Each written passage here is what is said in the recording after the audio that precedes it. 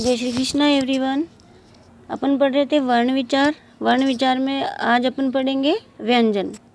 व्यंजन वे ध्वनियाँ हैं जिनके उच्चारण में स्वरों की सहायता ली जाती है, जबकि अपन ने स्वर में पढ़ा था कि स्वरों के उच्चारण में किसी अन्य वर्ण की सहायता नहीं ली जाती है, और व्यंजनों के उच्चारण में स्वरों की सहायता ली जाती है। बिना स्वरों की सहायता के हम व्यंजन का उच्चारण नहीं कर सकते हैं। इनके उच्चारण में वायु अबाध गति से मुख से बाहर निकलती है और इनके उच्चारण मार्ग में भी पूर्ण या अपूर्ण अवरोध उपस्थित होता है, मतलब पूर्ण या अपूर्ण रूप से रुकावट उत्पन्न होती है जब इनको बोला जाता है। व्यंजन 33 होते हैं जो इस प्रकार है, जिनको दो भागों में बांटा है अपन ने। एक वर्गीय व्यंजन होते हैं, वर्गीय व्यंजन, और दूसरे होते हैं वर्गोत्तर व्यंजन। वर्गीय व्यंजन में जैसे क वर्ग में पूरी क की लाइन आएगी, जैसे क ख ग घ अंग। च वर्ग में च की पूरी लाइन, पांचों वर्ण आएंगे, च छ ज झ य। ट वर्ग में ट की पूरी लाइन, जैसे ट ठ ड ढ अण। त वर्ग में त थ द ध न। प वर्ग में प फ ब भ म। यानी क से लेकर के म तक के जो 25 वर्ण होते हैं ये वर्गीय व्यंजनों के नाम से जाने जाते हैं। अब जैसे वर्गोत्तर व्यंजन। वर्गोत्तर व्यंजन को दो भागों में बांटा गया है, वापस से इसके उपभाग किए गए हैं, अंतस्थ व्यंजन और ऊष्मीय व्यंजन। अंतस्थ व्यंजन य र ल और व, ये अंतस्थ व्यंजनों के नाम से जाने जाते हैं।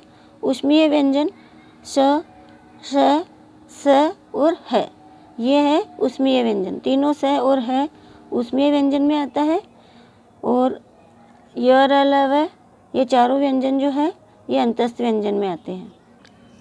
व्यावहारिक हिंदी में 4 संयुक्त व्यंजन भी प्रचलित है, जिनको अपन संयुक्ताक्षर भी कहते हैं, जैसे क्ष, त्र, ज्ञ और श्र।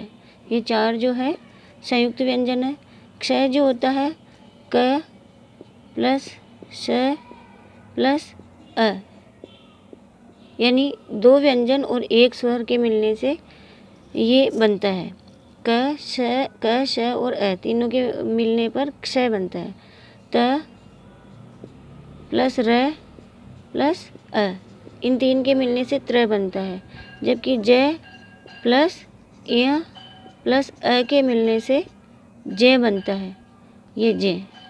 और श्र जो होता है श प्लस र प्लस अ के मिलने से श्र बनता है।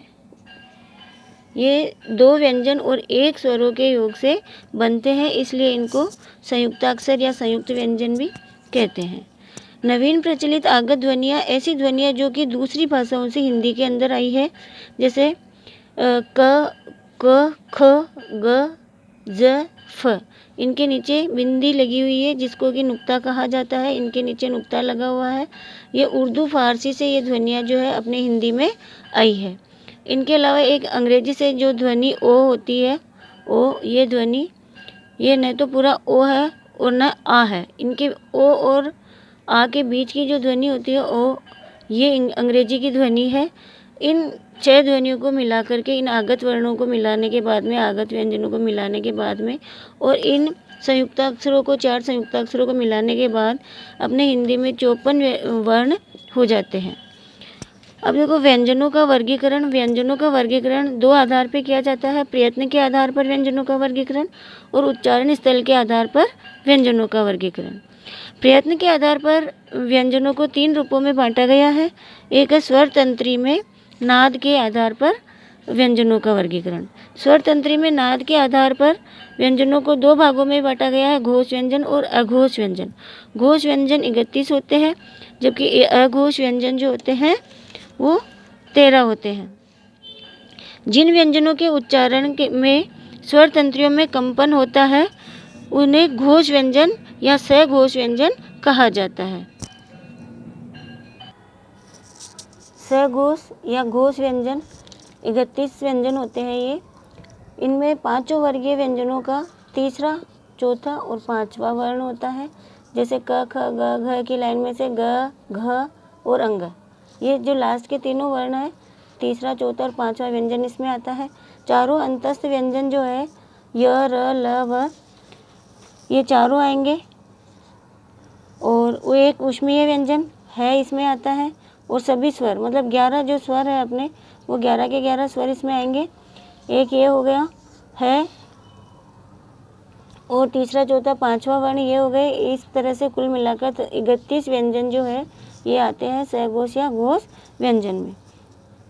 अब है अघोष व्यंजन, जिन व्यंजनों के उच्चारण में स्वर तंत्रियों में कंपन नहीं होता है, स्वर तंत्रियों में कंपन नहीं होता है, इन्हें अघोष व्यंजन कहा जाता है। तो वर्ग के पहले दूसरे वर्ण जैसे क, ख, ग, घ, अंग वाली लाइन जो है उसमें से तीसरा, चौथा, पांचवा इसमें चला गया। और पहला और दूसरा जो वर्ण बचा है जैसे क, ख, च, छ, ट, ठ, है ना, ये वाले जो पहले और दूसरे वर्ण है ये इसमें आते हैं। ये 10 वर्ण ये हो गए पांचों लाइन के। और तीनों ऊष्मीय व्यंजन जो तीनों स है अपने, वो तीनों स इसमें आएंगे। तो 10 और 3 ये कुल मिलाकर के इसमें 13 वर्ण इसमें होते हैं। 13 व्यंजन जो होते हैं वो अघोष व्यंजन होते हैं। ठीक है, जय श्री कृष्णा फ्रेंड्स, आज इतना ही। कल इसके आगे पढ़ेंगे अपन। जय श्री कृष्णा, जय हिंद।